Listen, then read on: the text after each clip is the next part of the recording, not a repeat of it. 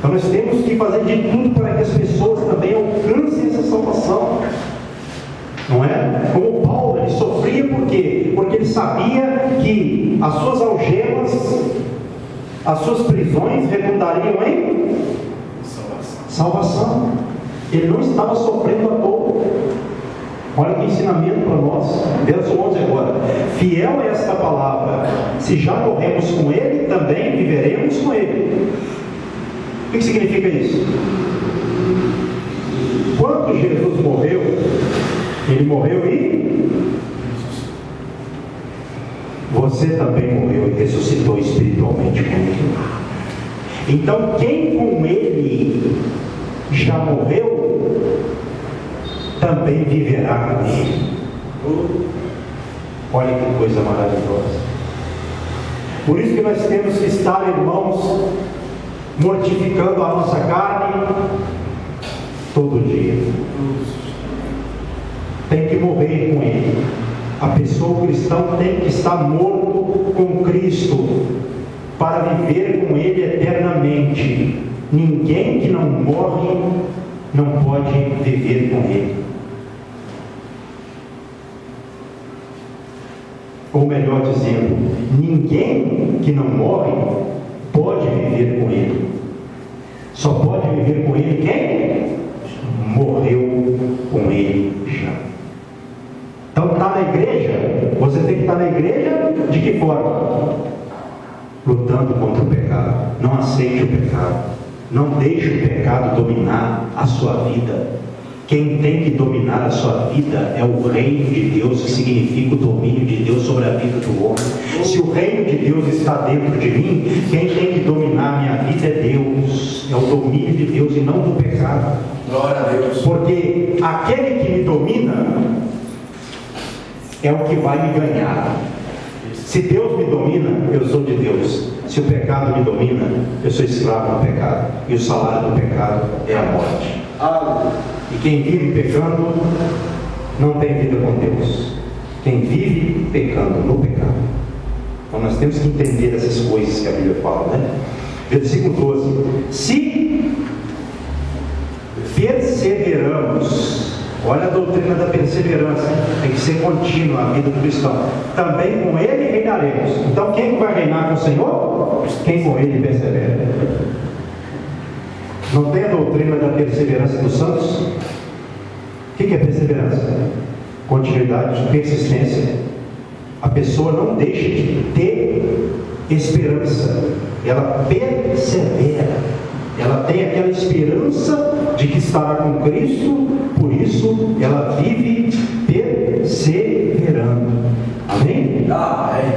Parte B do verso 12. Aqui está uma letra. Se o negamos, Ele por sua vez nos negará. Aqui está o problema. Então quem nega o Senhor, por Ele será negado. Abra a Bíblia aí, irmão Lucas, por favor. Mateus 10, 32 e 33. Irmão Lucas vai ler, preste atenção nele. Sobre a questão do negar, nós estamos caminhando para o final.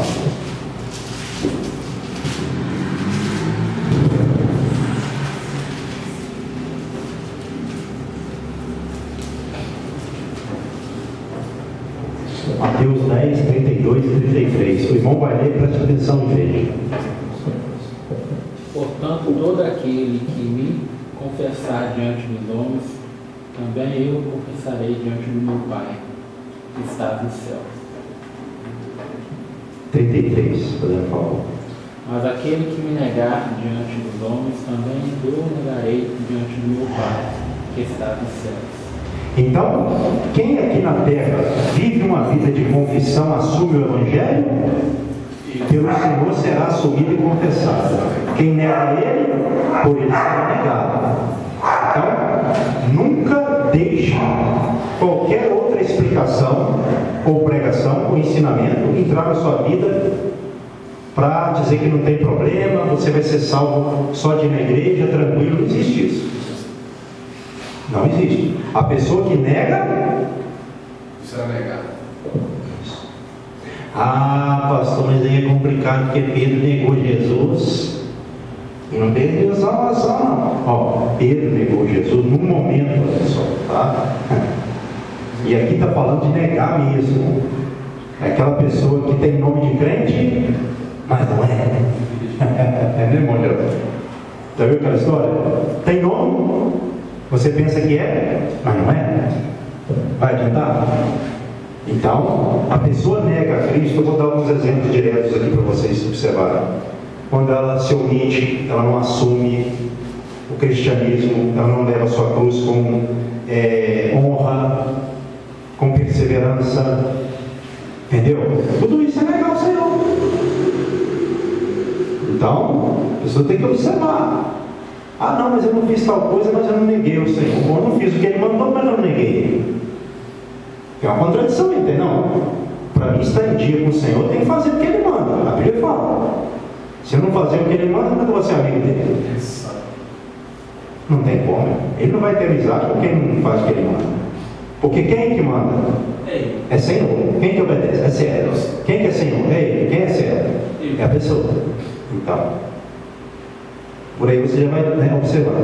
Então, versículo agora de número 13, ó. Se somos infiéis, Ele permanece fiel, pois de maneira nenhuma pode negar-se a si mesmo. Se somos infiéis, Ele permanece fiel. Então, Deus não é envolvido, a minha infidelidade não pode tocá-lo, não pode penetrar em Deus. Só a fidelidade de Deus que pode penetrar na minha vida se eu deixar. Então tem salvação para infiel? Não, pastor, mas aqui está falando que se a pessoa for infiel, ele permanece fiel. Às vezes nós somos infiéis. Bom, às vezes nós falhamos, porém, nós temos que ter os erros, as infidelidades como coisas fora da nossa vida. Quando acontecer de pedir perdão, deixa para lá, isso não é padrão. Até porque o Senhor procura quem? Os infiéis ou os fiéis? A gente fala isso direto na igreja, né? Fala no Salmo. Então, para a pessoa ter vida com Deus e garantia de salvação, ela tem que ser fiel. Porque de maneira nenhuma o Senhor pode negar-se a si mesmo. Ele não muda. Então, se Deus é fiel, eu tenho que procurar ser fiel. Falei, poxa, meu pai é fiel. Se eu sou filho de Deus, eu digo, eu professo a fé, eu falo que sou filho de Deus, então eu tenho que ser fiel, para que Deus manifeste também a fidelidade dele na minha vida e eu tenha paz com isso, e eu esteja exercendo o cristianismo para a salvação e não para a condenação, porque muitos estão exercendo o cristianismo para a condenação. Quais, pastor? Aqueles, como eu disse, são infiéis, não se pode confiar neles. Tudo que eles falam, você não pode ter uma firmeza nas coisas que eles falam. Fazem compromisso e não arcam com compromisso. Então, irmãos, o inimigo é sujo. Quem leva a pessoa à infidelidade? É o Espírito Santo? Não, o Espírito Santo ele é fiel também, ele é Deus. Quem leva a pessoa a ser fiel? É o Espírito imundo. É o Espírito que quer ver a pessoa fora da vontade de Deus.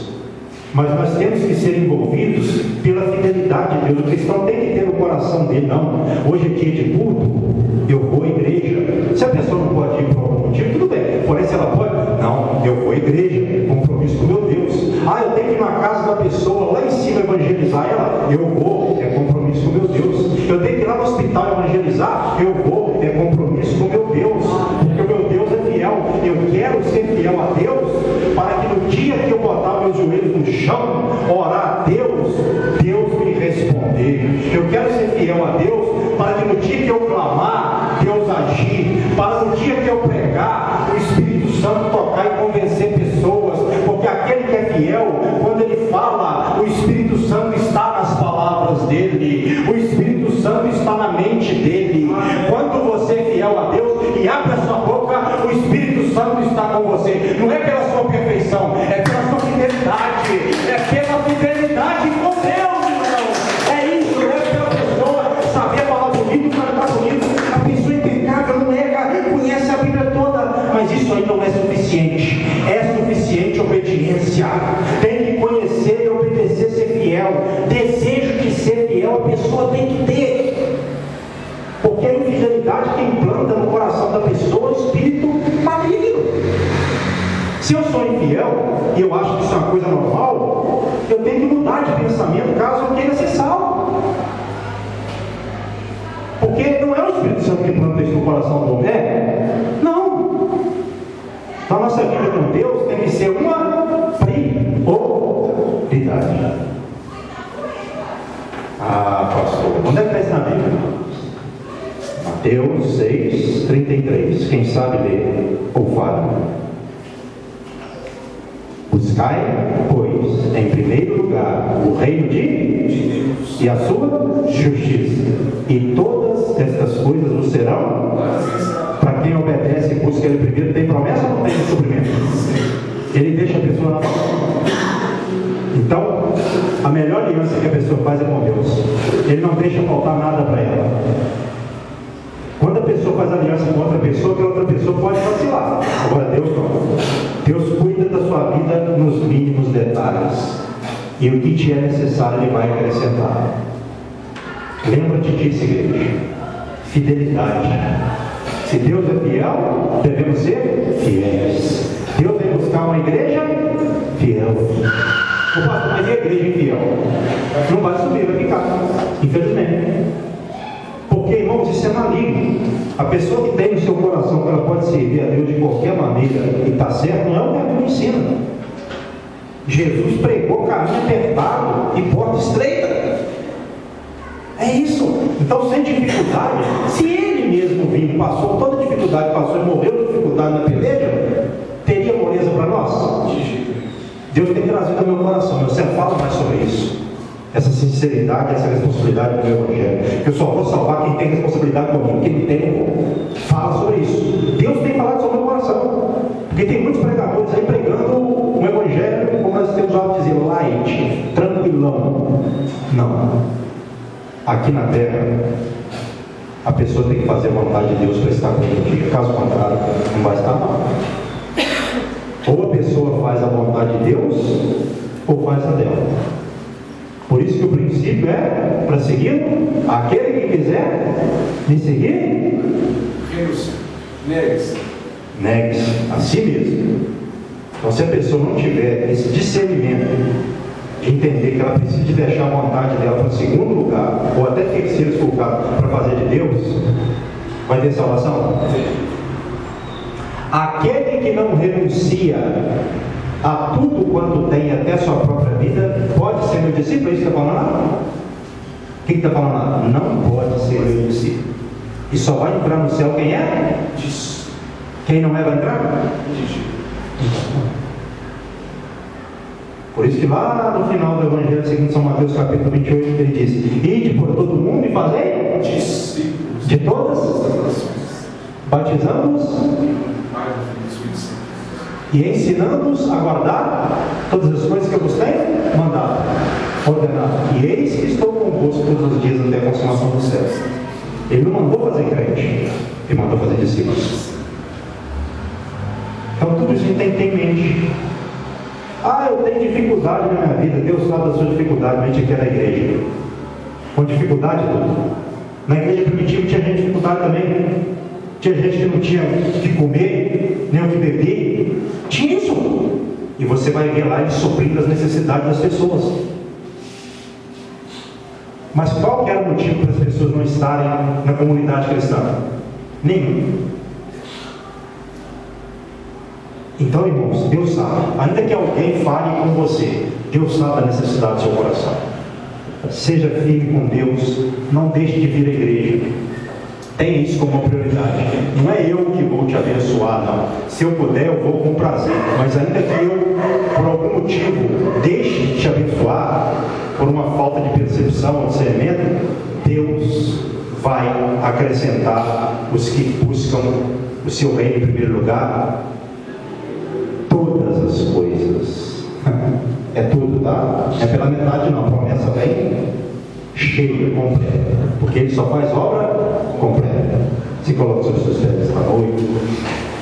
Faça assim com as mãos em forma de receber. Pai, a todos presentes e ausentes, eu abençoo com o teu amor, com a graça do Filho, com a suave doce consolação do Divino Espírito Santo. Leve a todos para os seus lares, ó Pai, na consolação do Divino Espírito Santo, para que terminemos, ó Pai, a semana. E também a comecemos amanhã na consolação, no encorajamento do ânimo do Divino Espírito Santo, em nome de Jesus, amém. E que as palmas louvem a Deus, aleluia, glória a Deus, bendito seja Deus. Deixa eu dar a paz do Senhor para o irmão que está do seu lado, não? Para nós terminarmos o nosso culto na Santa Comunhão, se você quiser falar alguma coisa comigo, fique à vontade, tá? Deus abençoe em nome de Jesus.